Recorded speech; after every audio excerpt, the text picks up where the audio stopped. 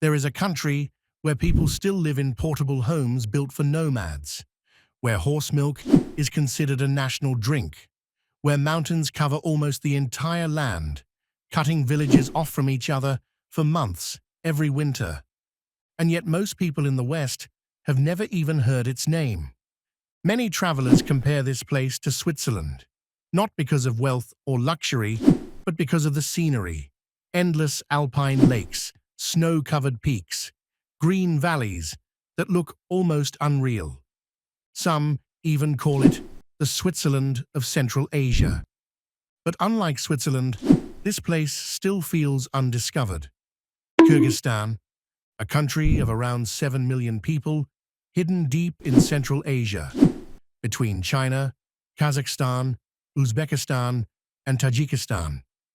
More than 90% of Kyrgyzstan is covered by mountains. Massive mountain ranges dominate almost the entire country.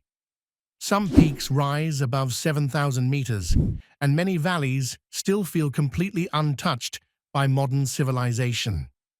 There are places here where you can drive for hours without seeing another person, and the beauty constantly surprises foreigners. Lake Issyk-Kul looks almost unreal. A giant blue lake surrounded by snowy mountains so large it feels like an ocean trapped between peaks. Despite sitting high in the mountains, the lake almost never freezes, which is why its name roughly translates to warm lake. These mountains shaped everything. They protected the people here from invasions for centuries, but they also kept communities isolated from each other. Even today, Kyrgyzstan feels divided between modern city life and the traditional mountain world. Its location also made it important historically. For thousands of years, traders crossed this land through the Silk Road, carrying silk, spices, gold, and ideas between China and Europe. The ancestors of the Kyrgyz people were nomadic tribes who survived by moving livestock across harsh mountain landscapes. Horses became central to daily life, culture, and identity. Then came larger empires. The Mongols passed through the region, followed later by Russian expansion into Central Asia during the 1800s. Eventually, Kyrgyzstan became part of the Soviet Union, and Soviet rule changed the country completely. Nomads were forced into collective farms. Russian became dominant in cities. Traditional life slowly disappeared under Soviet control. When the Soviet Union collapsed in 1991, Kyrgyzstan suddenly became independent. But independence brought economic collapse, corruption, and political instability. Unlike many neighboring countries, Kyrgyzstan experienced multiple revolutions after independence. And yet, despite all of this, the country remained surprisingly open compared to much of Central Asia. But what makes Kyrgyzstan memorable is not politics, it's the culture. Hospitality here is taken seriously. Guests are treated with enormous respect, even in poor households. One of the most famous dishes is beshbarmak, a heavy meal of boiled meat and noodles traditionally eaten by hand. The name literally means 5 fingers.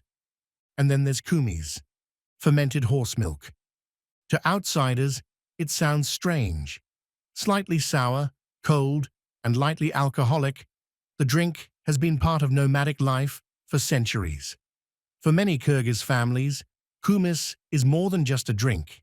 It represents survival, tradition, and the deep connection between people, horses, and life in the mountains. Another ancient tradition still survives here: eagle hunting. In some mountain regions, hunters train massive golden eagles to hunt animals across snowy valleys. It's one of the oldest traditions in Central Asia, and parts of it still survive today. Most foreigners imagine Kyrgyzstan as poor or stuck in the past, but that misses the point completely.